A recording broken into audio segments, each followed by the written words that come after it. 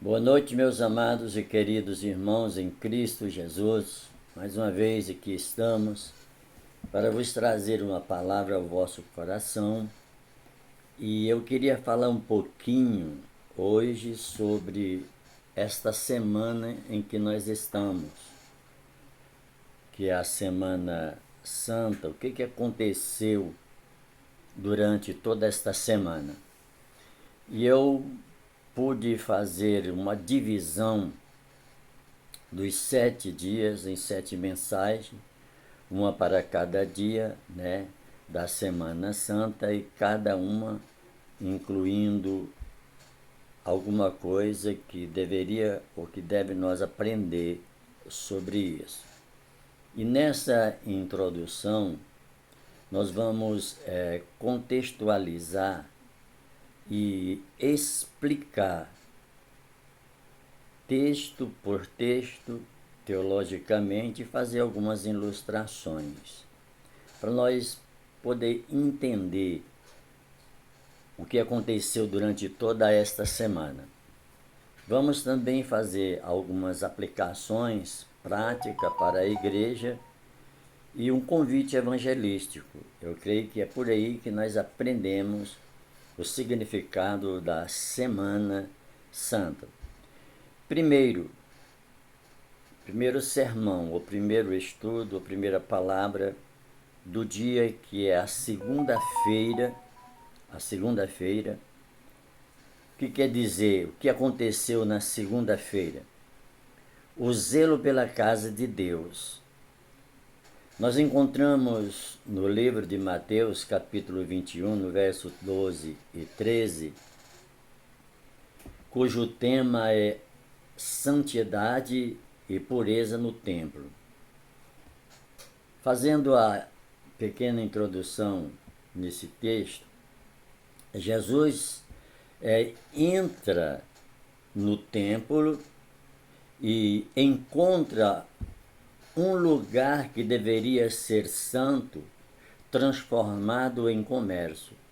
O que ele faz choca muitos e expulsa os vendedores do templo.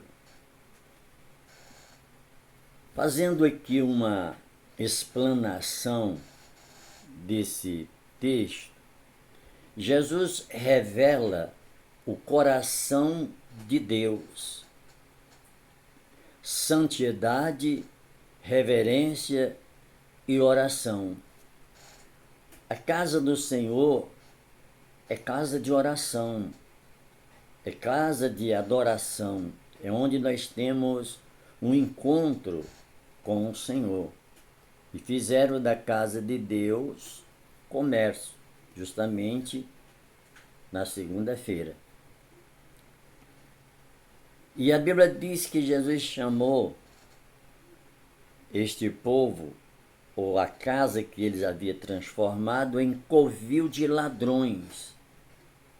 Então, o templo virou lugar de exploração e não de comunhão com Deus. Lugar de exploração, lugar de venda, lugar de lucros. É o que aconteceu nesse dia. Fazendo aqui uma ilustração, imagine alguém transformando o altar da igreja em uma feira. Como nós sentiríamos? Foi isso que Jesus viu, o lugar santo virado em mercado.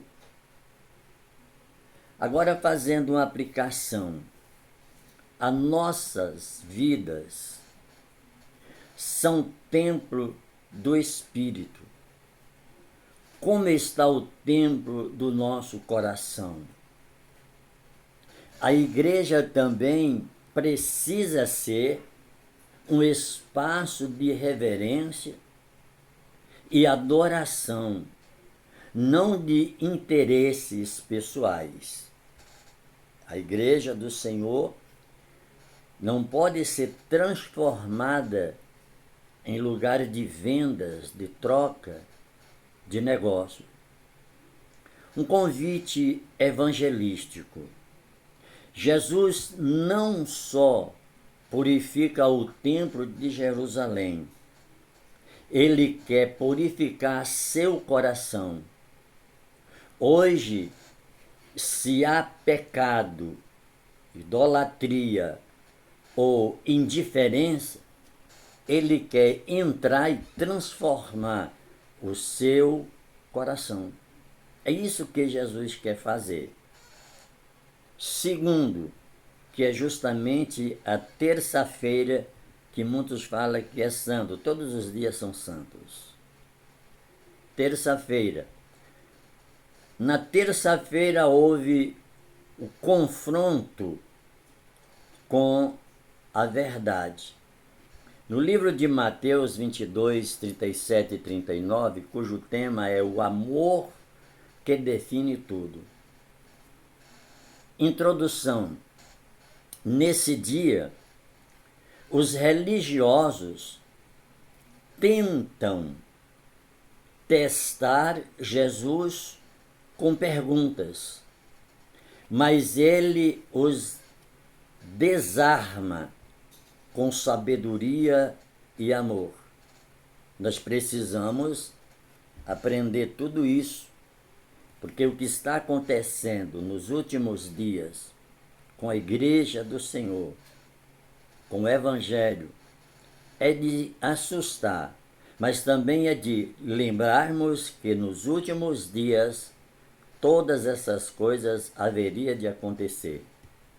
Temos que estarmos atentos e sempre preparados para o que ainda há de acontecer nessa vida que nós ainda estamos na carne. Jesus ensina que tudo se resume a amar a Deus e ao próximo. É a definição de Jesus. Os líderes eram conhecedores da lei, mas não viviam o amor. É o que mais tem hoje. São pessoas que conhecem a palavra, mas não vivem a palavra. Não têm vida com Deus. Pregam o que não vive. E isto não é nada bom. Por isso que o Evangelho está como está. Fazendo aqui uma segunda ilustração, por exemplo, um teólogo famoso disse: você pode conhecer toda a Bíblia de cor e ainda ensinar, não conhecer o Deus da Bíblia e o amor e a essência do Evangelho, não vai funcionar. Não adianta nada. Não basta saber, é preciso amar. A igreja que ama a Deus e ao próximo se torna irresistível ao mundo. Ela não se vende ou não se coloca em comparação com o mundo, com as coisas do mundo. E nós precisamos de termos o cuidado de não trazer o mundo para dentro da igreja. A igreja, ela tem uma doutrina, tem um ensinamento. E nós, como líderes, como servos de Deus, precisamos ensinar a igreja o bom caminho. Remover da igreja as coisas mundanas. Aquilo que é podre lá no mundo não pode permanecer no templo do Senhor. E aqui fazemos um convite evangelístico. Deus não quer apenas sua religião. Ele quer seu coração. Ele te ama e convida você a amá-lo de volta com tudo o que você é: como é que você está se sentindo hoje fora da igreja ou fazendo as coisas fora dos princípios da igreja, da palavra de Deus? Como você se sente? É uma pergunta para você responder para você mesmo.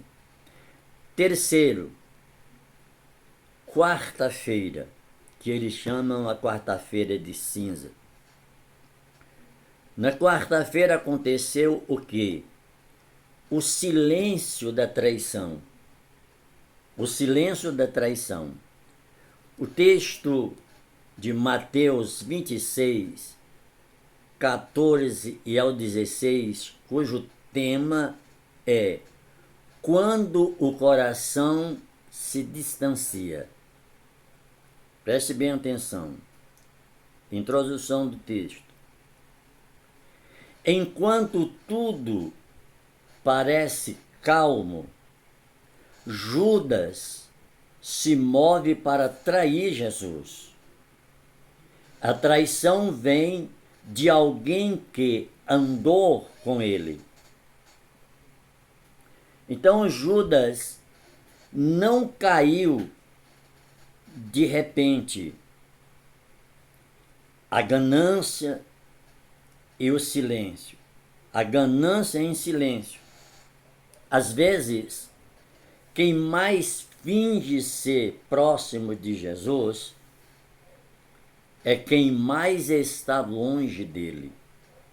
Então nós precisamos de ter esse cuidado para não fingir que estamos próximos, que somos íntimos, e na realidade nós estamos longe do Senhor Jesus Cristo. Terceira ilustração. Como um carro com defeito no freio, por fora está bonito, mas em algum momento vai colidir. Assim é a vida sem vigilância. A qualquer momento vai se desabar, vai se destruir. Por isso que a Bíblia manda nós examinar. Examine seu coração. Estamos andando com Jesus ou só usando o nome dele? Será que nós estamos andando com Jesus ou só estamos usando o nome de Jesus? Precisamos de vigilância, arrependimento e reconciliação. Se nós sentirmos que estamos fora dos padrões da doutrina, da palavra, dos ensinamentos, o que nós temos que fazer? Nos arrepender e nos alinhar. Colocar nossa vida no altar de Deus, de verdade.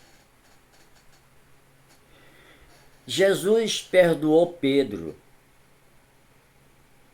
mas Judas não se voltou para ele. Hoje você pode ser perdoado, basta se voltar a Cristo com sinceridade. Não importa o que você fez, o que você está fazendo, o que importa é você fazer um exame de si mesmo e se voltar a Cristo, para que Ele te perdoe e nós tenhamos uma vida de intimidade com o Senhor Jesus. 4, que é o sermão 4, que é a quinta-feira. A quinta-feira foi a noite da ceia e o Getsêmani. Foi na quinta-feira. Então estou trazendo os acontecimentos dos 7 dias da semana santa, que se diz santa. No livro de Mateus, capítulo 26, verso 26 ao 28, cujo tema é amor que serve e se entrega. Na noite em que seria traído, Jesus lava os pés dos discípulos e institui a ceia. Ele mostra que a grandeza está em servir, não em ser servido. A ceia aponta para a cruz, o sangue e o corpo entregue por nós.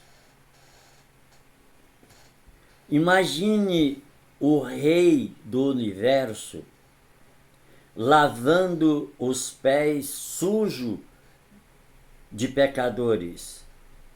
Assim é o amor de Jesus, o amor de Cristo. Desce para nós levantar. Sirvamos uns aos outros. A igreja que serve é a igreja viva. Participar da ceia é compromisso de viver como Cristo viveu. Ele deu sua vida por você. Hoje ele te convida à comunhão, não apenas com o pão e o vinho, mas com o próprio Cristo vivo. Esse é o significado. Sermão 5º ou 5, sexta-feira. O amor que se entrega, sexta-feira. Em João 19:30, o tema é está consumado. Sexta-feira é o dia mais escuro da história, mas também o mais glorioso. Cristo morre por nós, justamente nesse dia de hoje, sexta-feira. Quando ele diz está consumado, é o clímax da redenção. A dívida foi paga.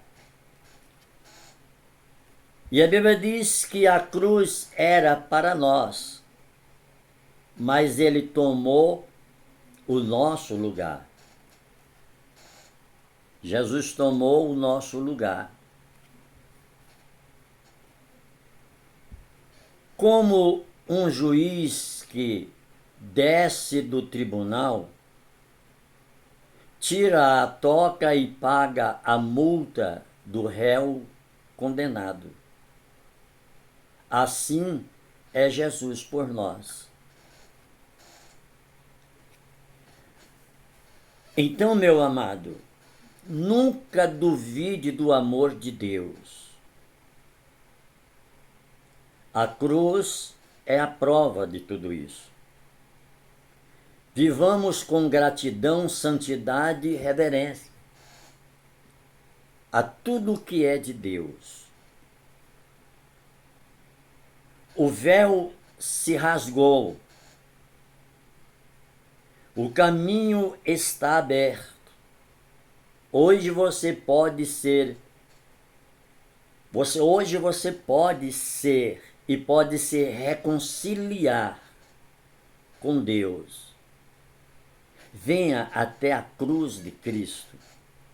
Largue tudo o que você está fazendo e venha consertar o seu altar perante o Senhor. O sermão 6, que é justamente o sábado, que é a esperança do silêncio. Todo mundo estava em silêncio. Todo mundo estava em alvoroço, uns chorando, outros tristes, outros escondidos e outros caminhando. E no texto 27 do livro de Mateus, verso 62 a 66, pode estudar na sua Bíblia, cujo tema é Deus ainda está agindo. Deus ainda está agindo. Deus está agindo na tua vida. Quando você pensa que tudo está em silêncio, tudo acabou, tudo parou, Deus está agindo em teu favor. Tudo parecia perdido. Jesus está no túmulo, mas o silêncio de Deus não é ausência. Lembre disso. O silêncio de Deus não é ausência. O silêncio de sábado é o preparo da glória do domingo. Talvez hoje você esteja passando pelo dia do silêncio, mas é justamente o preparo para o dia de amanhã. Você será alcançado pelas grandes vitórias ou grandes respostas que está esperando da parte de Deus. Deus age nos bastidores, mesmo quando não vemos. Deus age. Uma semente parece morrer na terra antes de ser germinada ou germinar. O silêncio do sábado esconde a vida que brotará no domingo. Então, meu amado, confie em Deus, mesmo nos dias escuros da vida. Não deixe de confiar no Deus que nós servimos. A igreja precisa aprender a esperar com fé no Deus da Bíblia. Talvez sua vida esteja num sábado silencioso, escuro. O silêncio tomou posse da tua vida, do teu lar, da tua família, de tudo que é teu. Mas lembre-se disso. Há esperança. Jesus vai ressuscitar em sua história também. Assim como ele ressuscitou após os 3 dias, também isso vai acontecer na sua vida. Basta você entregar o seu caminho a Cristo. 7º sermão, que é o domingo. A vitória da vida. No livro de Mateus 28:6, cujo tema é Ele vive. Coloque isso no seu coração. Cristo vive. Jesus vive. E Ele vive em mim. Lembre-se disso. O túmulo está vazio. A morte foi vencida. A esperança ressuscitou. Então, Jesus venceu o pecado, a morte e o inferno. A ressurreição confirma tudo. Ele é quem disse ser.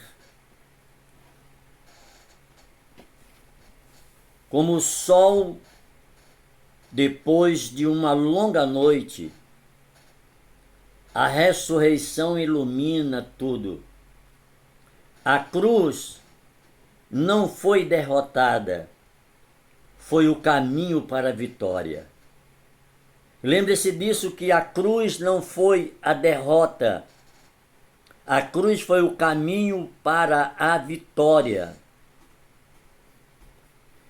Vivamos com a alegria e o poder da ressurreição. A igreja viva é a igreja que anuncia ele vive. Anuncie isso por onde você passar, ele vive. Ele vive. E porque vive, você pode nascer de novo hoje. Receba Jesus como Salvador e experimente a nova vida. Essa é a história da Semana Santa. Eu trouxe para você cada dia separadamente em um sermão com textos comprovando isso. Você pode estudar, colocar o vídeo e estudar sobre isso, que é exatamente isso. Meus amados, que Deus abençoe a todos. E eu trouxe esta palavra para você entender um pouquinho o que é a Semana Santa para nós. O que nos levou a ser o que somos. Que sejamos gratos a Cristo Jesus, por Ele ter